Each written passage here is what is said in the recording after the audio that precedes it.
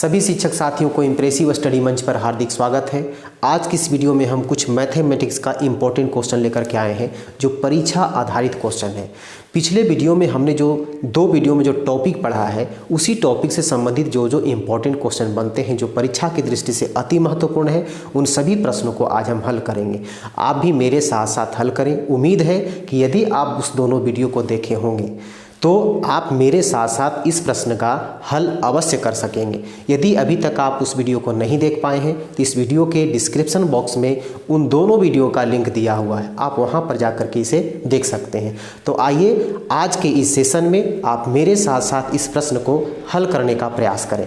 तो सबसे पहला जो क्वेश्चन है, सबसे छोटी प्राकृत संख्या और सबसे छोटी विषम संख्या का क्या अंतर होगा। तो सबसे छोटी प्राकृत संख्या किसे कहते हैं? तो गिनती की संख्या जब 1 से शुरू होती है तो सबसे छोटा 1 हो गया।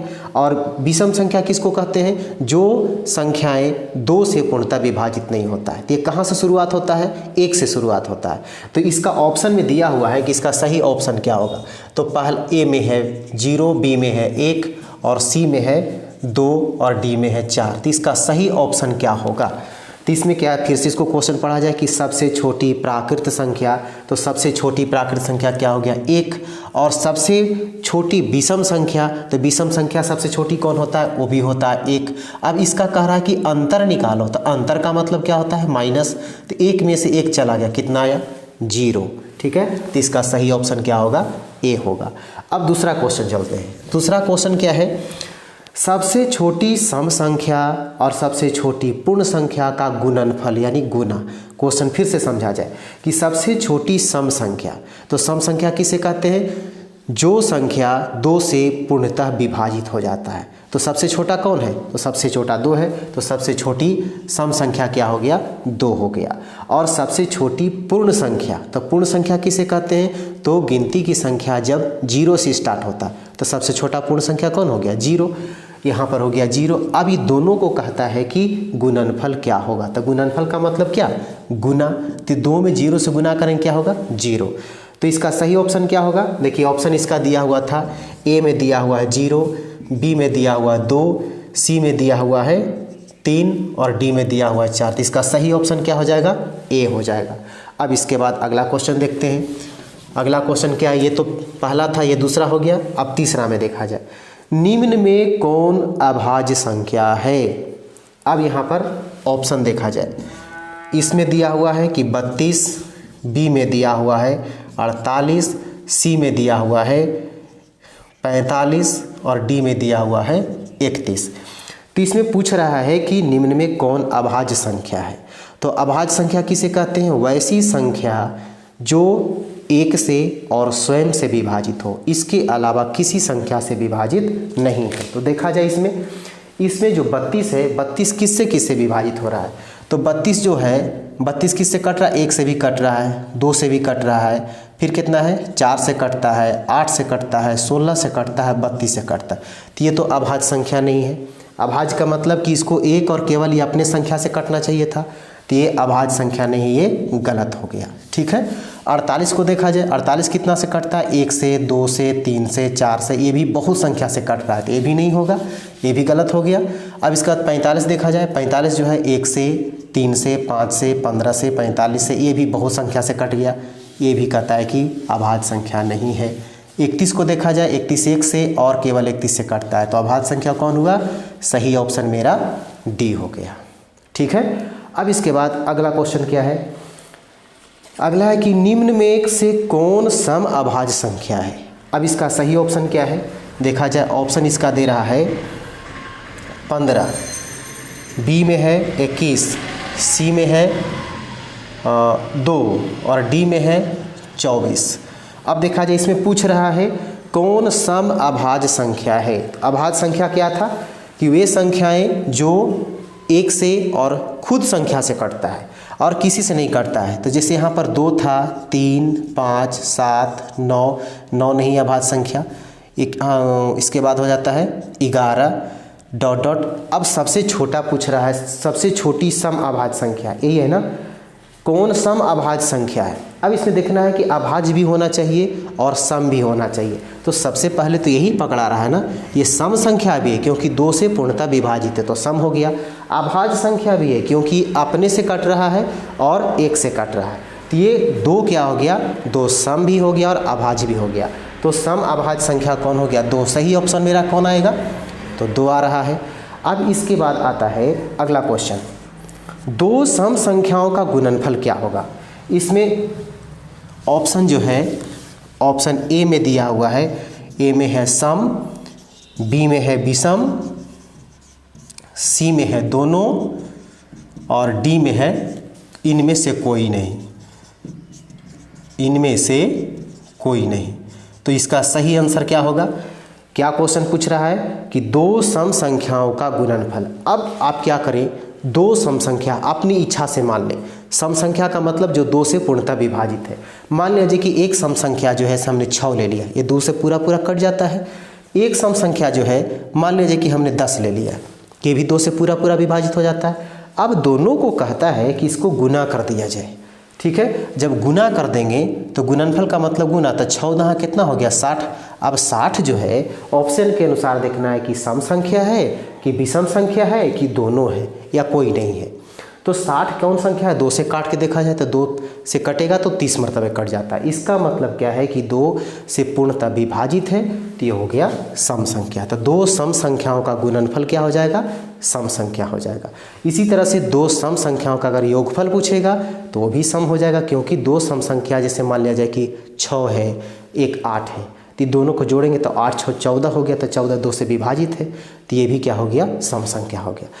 अब इसके बाद अगला क्वेश्चन जो है कि एक विषम संख्या और एक सम संख्या का योग क्या होगा। क्या बोल रहा है कि एक विषम संख्या और एक सम संख्या का योग यानी योगफल। अब इसका ऑप्शन है, ए में है सम, बी में है विषम, सी में है दोनों और डी में है इनमें से कोई नहीं।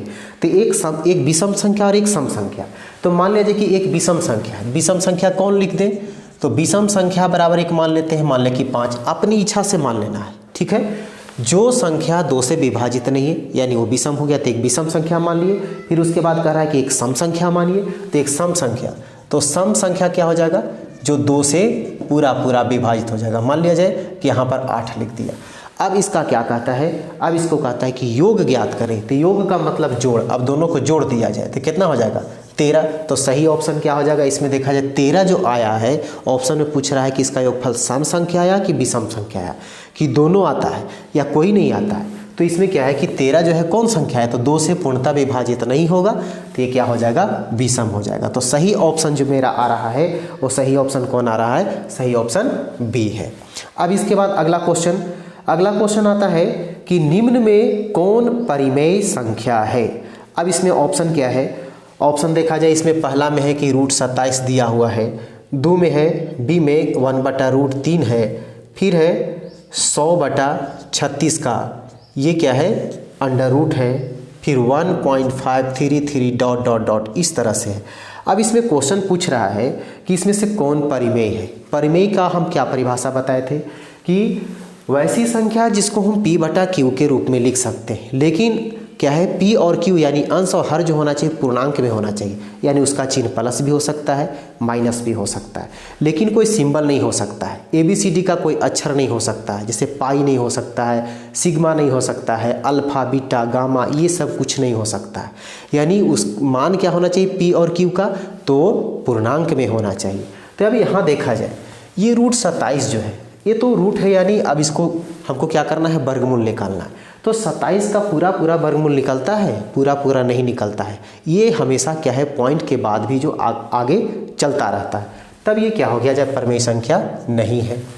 इसके बाद 1/√3 को देखा जाए, 1 तो यहाँ ठीक है पूर्णांक में लिखा हुआ है, लेकिन ये √3 जो है, √3 का मान कितना होता है, 1.732 ... माने आगे बढ़ते चला जाता है, ये पूर्ण रूप से विभाजित नहीं होता है। तो ये भी क्या हो गया, ये भी परिमेय संख्या नहीं है।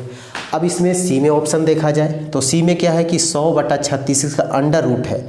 अब इसको क्या किया जाए, कटता है तो काट दीजिए, 9 चौके 36, 25 चौके 100, और ऊपर में क्या हो गया √25, नीचे में क्या हो गया तो √9। तो 9 का रूट कितना होता है 3 और 25 का रूट कितना होता है 5। अब देखिए क्या है P/Q के रूप में हो गया और ये पूर्णांक के रूप में भी है। ठीक है, ये दोनों का मान क्या है, P भी पूर्णांक है और Q भी पूर्णांक है। तो ये P/Q के रूप में जब हो गया तब क्या हो जाएगा कि ये परमेय संख्या है। लेकिन अब इसको देखा जाए, इसमें जो है 1.533 डॉट डॉट डॉट, तो इसका मतलब ये संकेत देता है कि अभी और जो भागफल लग ही रहा है, अभी शेषफल शून्य नहीं आया है। तो क्या हो गया, जब आगे बढ़ते जा रहा है तो ये परमेय संख्या नहीं बल्कि अपरमेय संख्या। तो क्वेश्चन क्या पूछ रहा था कि इसमें से कौन परमेय संख्या है। तो सही ऑप्शन मेरा क्या हो गया, तो सही ऑप्शन मेरा जो है वो सी हो गया।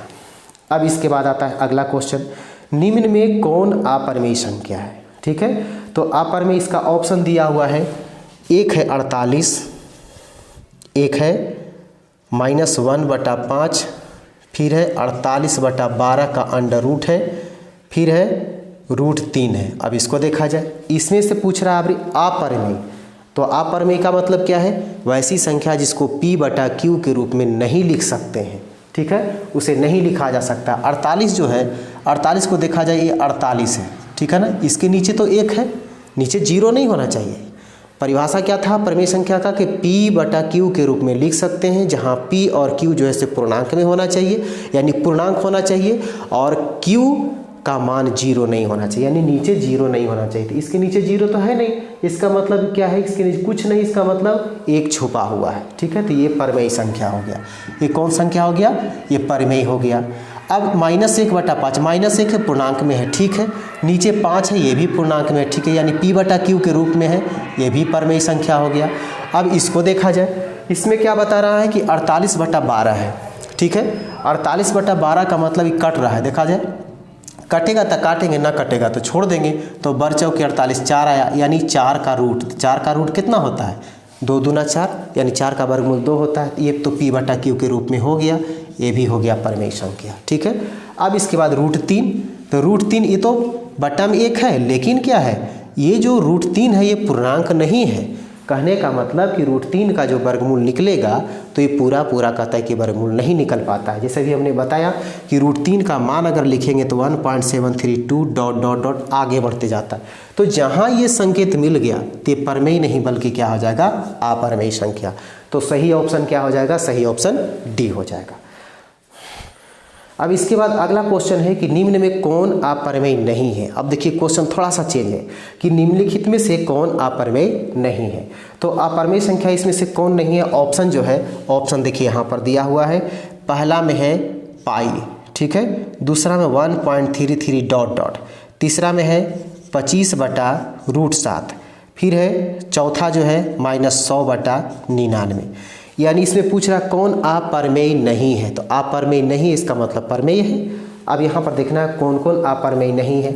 तो पाई जो है, पाई ये क्या हो गया, तो सिंबल हो गया, ये तो पूर्णांक में है नहीं, P/Q के रूप में लिखेंगे। लेकिन क्या है कि पाई जो है ये π/1 लिखें, लेकिन पाई जो है इसका तो कुछ मान तो नहीं दिया हुआ है, ये तो सिंबल है, तो ये क्या है, पूर्णांक नहीं है। जब ये पूर्णांक नहीं है तो क्या हो जाएगा कि ये परमेय नहीं बल्कि अपरमेय संख्या है। अब यहाँ देखा जाए डॉट डॉट है, अभी हमने क्या देखा कि जब डॉट डॉट रहेगा तो ये क्या हो जाएगा, ये भी अपरमेय हो जाएगा। 25/√7, 25 है, ये पूर्णांक में है, √7, तो 7 का वर्गमूल अगर पूरा नहीं निकलता है तो ये भी क्या हो जाएगा, अपरमेय हो जाएगा। अब ये 100/99, -100 पूर्णांक है, 99 पूर्णांक है, P/Q के रूप में लिखा हुआ है, ये हो गया परमेय।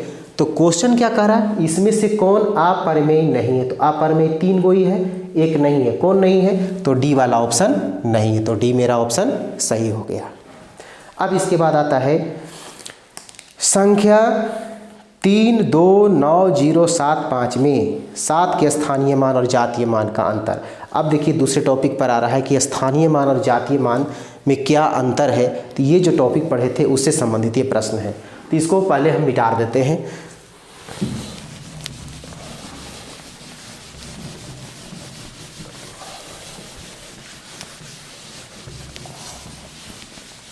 क्वेश्चन देखा जाए, क्वेश्चन क्या है कि संख्या 329075 में 7 का स्थानीय मान, संख्या है कितना, 329075। इसमें क्या बोल रहा है, इसमें कह रहा है कि 7 के स्थानीय मान और जातीय मान। तो 7 का स्थानीय मान, तो 7 का स्थानीय मान क्या था? देखिए स्थानीय मान बताए थे, क्या बताए थे भाई? कि जिस स्थान पर है उस स्थान का उतना गुना। तो 7 का तो 7 लिख दिया, किस स्थान पर? इकाई दहाई, दहाई यानी 10 के स्थान पर है, ठीक है। तो इसमें 10 से गुना करेंगे, कितना हो जाएगा? 70 हो जाएगा। अब कह रहा है कि 7 का जातीय मान। अब जातीय मान कितना होगा? तो जातीय मान का मतलब जितना लिखा हुआ है वही इसका जातीय मान होता है। किस अंक का पूछ रहा है? 7 का था, 7 का जातीय मान 7 हो गया। अब इसमें योगफल है कि अंतर है कि गुणनफल है, क्या पूछ रहा है? इसके मान का अंतर क्या होगा? तो अंतर कितना हो जाएगा? अब 70 में से 7 घटेगा तो ये अंतर कितना हो जा रहा है?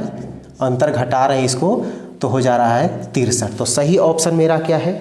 इसका ऑप्शन दिया हुआ है, पहला में है 40, दूसरा में 53, तीसरा में 74, चौथा में 63। तो मेरा 63 जो आया किस ऑप्शन में है? तो डी में मिल रहा है। अब इसके बाद अगला क्वेश्चन देखते हैं। अगला क्वेश्चन है कि अंक 3, 4, 5, 0, 7, 6 कितना कितना है? 3, 4, 5, 0, 7, 6 ये दिया हुआ है। इससे बनने वाली 6 अंकों की सबसे बड़ी संख्या और 6 अंकों की सबसे छोटी संख्या का अंतर ज्ञात करना है। अब देखा जाए कितना अंक ये है? 1, 2, 3, 4, 5, 6 अंक है। तो 6 अंक ये जो दिया हुआ है इसी से बनने वाली। अब इसमें देखिए क्वेश्चन में नहीं कह रहा है कि किसी अंक को दोहराया जाए, यानी कहने का मतलब इसको एक ही बार प्रयोग करना है। जिस अंक को लिखेंगे उसको एक ही बार प्रयोग करेंगे और इससे बनने वाली सबसे बड़ी संख्या और सबसे छोटी संख्या। तो 6 अंकों की सबसे बड़ी संख्या इसी से बनाना है। तो बड़ी संख्या कौन हो जाएगा? बड़ी संख्या जो हो जाएगा, तो बड़ी संख्या लिखने के लिए क्या बताए थे कि जो सबसे बड़ा अंक रहेगा उसको पहले लिखना है। तो सबसे बड़ा अंक कौन है इसमें? 7 है। 7 से छोटा कौन है? 6, 6 से छोटा 5, इससे छोटा 4, इससे छोटा क्या हो गया? 3 और फिर इससे छोटा 0। तो ये हो गया क्या? ये हो गया सबसे बड़ी संख्या। और छोटी संख्या कौन होगा? छोटी संख्या, छोटी संख्या देखा जाए तो 0 से शुरू है, इसके बाद फिर क्या? सबसे छोटा अंक को लिखना है। 0 से बड़ा कौन हो गया? 3, 3 से बड़ा कौन हुआ? 4, 4 से बड़ा कौन हुआ? 5, 5 से बड़ा 6, 6 से बड़ा 7। लेकिन यहाँ तो 0 आ गया, तो 0 का तो वैल्यू ख़त्म यहाँ पर हो गया। 1, 2, 3, 4, 5, तो ये तो 5 अंक का ही है, लेकिन हमको 6 अंक न बनाना है। तब क्या बताए थे कि जब शुरू में 0 आता है तो इससे ठीक जो बड़ा है उसको पहले कर देना है। यानी 3 को क्या करेंगे? हम पहले कर देंगे और 0 को बाद में कर देंगे। तो ये हो गया छोटी संख्या। अब इसका क्या कहता है? योगफल की अंतर की गुणनफल। देखा जाए इसमें बोल रहा है कि अंतर ज्ञात करें। तो अंतर इसका कौन सा होगा? अंतर का मतलब घटाओ, घटा दिया जाए। 10 में से 3 गया 7, 10 में से 7 गया 3, फिर 12 में से 6 गया 6, फिर कितना बच गया? 13, 13 में से 5 गया 8, फिर 4 में से 4 गया 0, 6 का 6, ये घटेगा तो कितना आएगा? 4। तो यानी 46, 0, 86, 3।